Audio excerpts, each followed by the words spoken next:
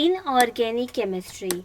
The definition of inorganic chemistry is the branch of chemistry that deals with elements and their compounds, except organic compounds, is called inorganic chemistry. यानी कि chemistry की वो branch जिसमें elements और उनके compounds को study किया जाता है, बट ऑर्गेनिक कंपाउंड्स के अलावा, यानी कि ऑर्गेनिक कंपाउंड्स के अलावा जितने भी एलिमेंट्स और उनसे मिलकर जो कंपाउंड्स बनते हैं, उन सब की स्टडी इनऑर्गेनिक केमिस्ट्री में आती है। जैसा कि इसके नेम से जाहिर है, इनऑर्गेनिक यानी कि जो ऑर्गेनिक नहीं है। ऑर्गेनिक कंपाउंड के अलावा बाकी जितने भी कंपाउंड्स हैं उनको हम इनऑर्गेनिक कंपाउंड्स कहते हैं और उनकी स्टडी इनऑर्गेनिक केमिस्ट्री में आती है। Inorganic compounds. There are few examples of inorganic compounds. Water. Water is an organic compound. Why? As you know, students, the formula for water is H2O. There is no carbon. It is not a hydrocarbon. So it is not an organic compound. So its study is involved in inorganic chemistry. Salt.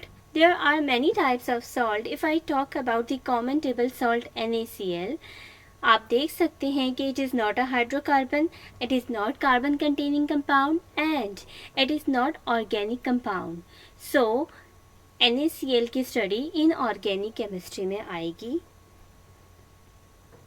Minerals, जितने भी minerals हैं, we get the minerals from the earth crust. हम ज़्यादातर minerals को earth crust से obtain करते हैं और उनकी स्टडी इनऑर्गेनिक केमिस्ट्री में आती है, because minerals are not hydrocarbons. Glass is also inorganic substance. Iron और आयरन के अलावा जितने भी मेटल्स हैं वो सारे इनऑर्गेनिक केमिस्ट्री में आते हैं। Zinc, copper, sulphur, nitrogen, they all are inorganic elements और उनसे मिलकर जो सब्सटेंसेस बनते हैं, they are the inorganic substances.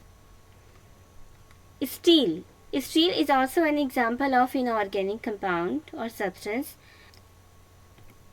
Sodium hydrogen carbonate, और इसको सोडियम बाइकार्बोनेट भी कहते हैं, ये भी एक इनऑर्गेनिक कंपाउंड है।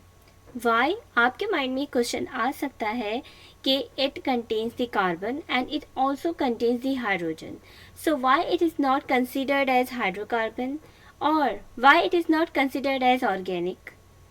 जैसा कि हमने ऑर्गेनिक के डेफिनेशन में ये स्टडी किया था कि कुछ कंपाउंड्स जिसमें carbon dioxide, carbon monoxides, carbonates and bicarbonates, they are not organic, they are inorganic because their characteristics are similar to inorganic substances. तो आप ये देख सकते हैं कि सोडियम हाइड्रोजन कार्बोनेट ये इनऑर्गेनिक सब्सटेंस है। इट्स सोर्स इज़ इनऑर्गेनिक और इसकी जो सोर्स है वो भी एक इनऑर्गेनिक है। ये लिविंग थिंग से ऑब्टेन नहीं हुआ और ना ही वो चीज़ें जो पहले कभी ज़िंदा थी उन चीज़ों से इसको बनाया गया है। इट इज़ प्योरली इनऑर्गेनिक और इसको इनऑर्गेनिक मटेरियल से ही बनाया गया है और इसकी जो प्रॉपर्टीज़ हैं वो इनऑर्गेनिक सब्सटेंसेस से मिलती जुलती हैं। वियर्स, हम इसकी कुछ और एग्जांपल्स भी देख लेते हैं इनऑर्गेनिक सब्सटेंसेस की। NaCl, जैसे कि मैंने आपको पहले भी बताया कि it is not the carbon containing, it is not the hydrocarbon, so it is purely inorganic substance. Copper sulfate, it is also inorganic. Carbon dioxide, as we have already discussed before, it is inorganic. Sulfur dioxide, it is also inorganic. HCl, acids are also inorganic. NH3, it is base and it is also inorganic. Sodium carbonate, it is inorganic. I hope students you have understood the basic definition of inorganic chemistry. अपना बहुत सारा ख्याल रखिएगा। Next video तक के लिए अल्लाह हाफिज़।